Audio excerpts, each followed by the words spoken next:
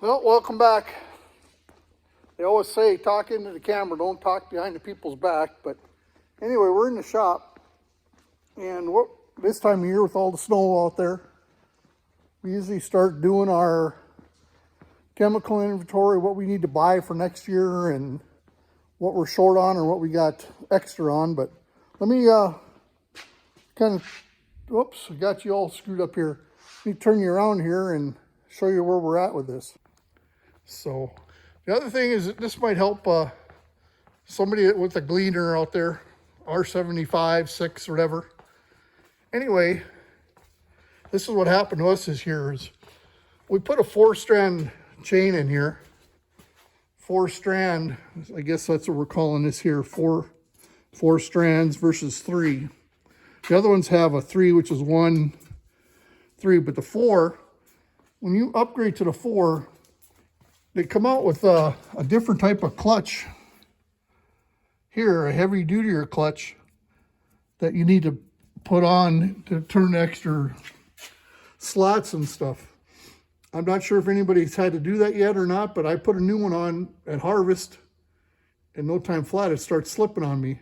So I got a new one ordered, coming. I haven't put it on yet, but that clutch is, it's actually the newer ones off what they call Super 7 Gleaner, the newer style, which is heavier. So imagine when they went to the 4-slot feeder chain, the clutch wasn't heavy enough to handle the extra metal or weight or whatever you want to call it. So that's a little bit of information for somebody. Well, we're back at it again. We're putting the new clutch on, just so people could see or know what's happening. Like I said, you go to a 4-strand clutch. This is the old style one that was original. Then it came out with a new heavier clutch, which is that one there, which you can see the difference between them, especially in price. You go from $380 to $900 on that for price wise, which is just the way life is. So anyway, we're gonna put new bushings in it.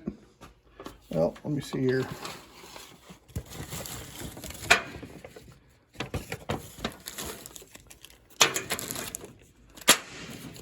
New bushings, the thrust washers, and so there you go. Little info. Hyperizing, that's what they call it, hyperizing. Well, good morning. Another day, getting ready to winterize. Listen up a little bit. In the shop, what are we hearing? Well, who's this guy? Looks like something has happened here. Another farmer I get to watch. Oh, he ought to be happy. Anyway, we got stuff put away. And now we're just getting ready for winter, unhooking battery cables and doing that kind of stuff. Usually the front open in case, well, not in case, so we can, whatever we're going to work on, we can pull in up front. But these are pretty much ready for next year. We went through them. Just doing a little cleaning now. And sprayer's ready and everything's getting put away slowly. On chemicals we buy, a little shout out to David Becker from FBN. That's who we kind of work with, and that's kind of where we get our chemical. But he's good, been good to work with. Here's his pumps I've ran across, the Dura pump. They work pretty good. They got a cam lock on the bottom, and they hook right onto a battery. And they got well, let's see up here. Up here is where they got their shutoff nozzle. We used to use them, but every time you pull them out and swap between, pretty soon you're dripping chemical all over and it turns into kind of to a mess. But yeah, these work pretty good. The hose there probably needs to be shortened up. We just stuck it on here for fall to try it. But there you go. Just putting things away. Well, I guess it's only 100. These guys need to get going so they can get their corn. Let's we'll take a look at these other two sleepyhead gleaners. See how they're panning out. Anyway, let's open this door here. A little rocky.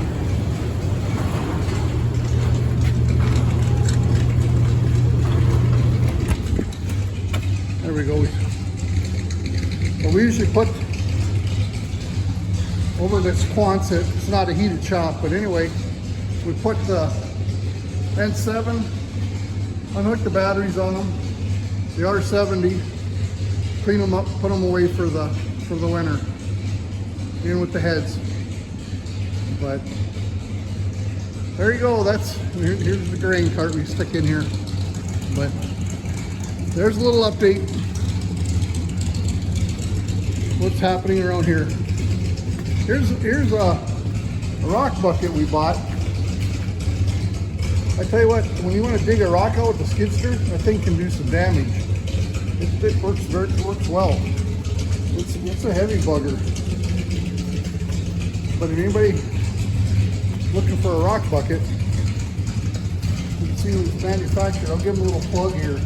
Top Deck Dog Attachments. Give them a little plug. But